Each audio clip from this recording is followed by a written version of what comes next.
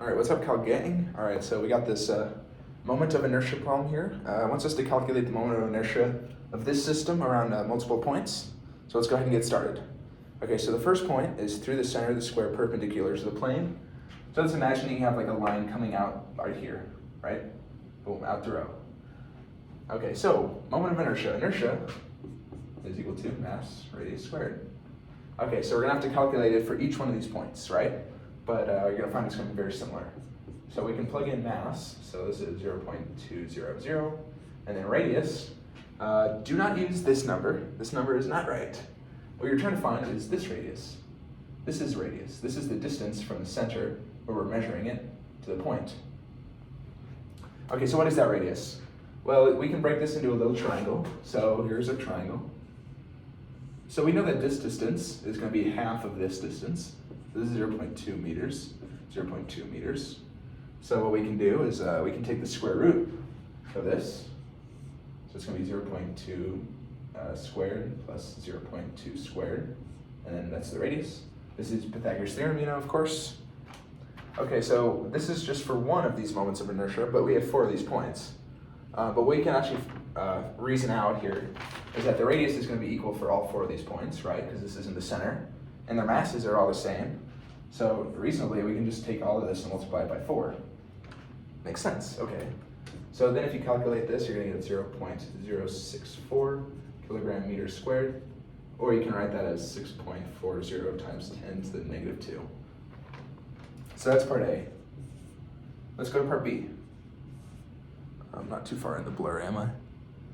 It's okay, it's okay. Okay, so part B, what is part B asking for? Isn't it just through the center, through line AB?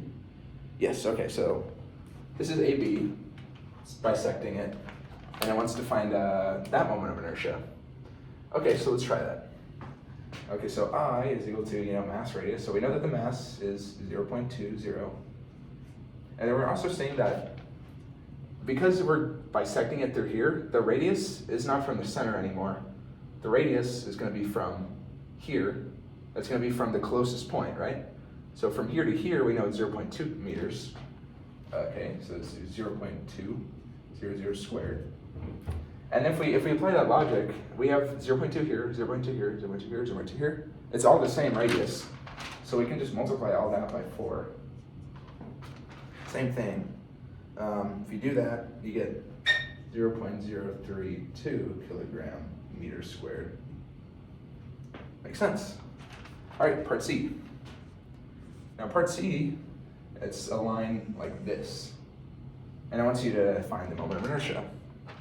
Okay, so the thing is, these points are on the line. They're on the center. So they're not going to make a difference, actually. They're just going to kind of be, neglectable. So all we're looking for is this point and this point.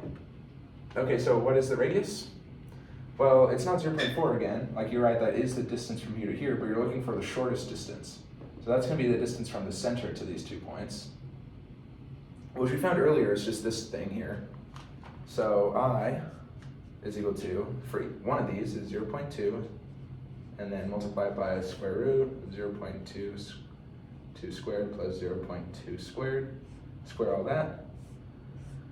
And then we're not going to multiply it by 4, we're going to multiply it by 2 this time, because these 2 points are on them, so its radius is going to be 0. They're going to be neglected. So if you do this, you're going to get 0.032 kilogram meters squared. Again, same thing as that one, different way of doing it. Or, different moment of inertia, I suppose. So yeah, that's how you solve this kind of problem. Good luck on your physics homework, guys. Stick around for some more videos, and yeah, thanks for watching.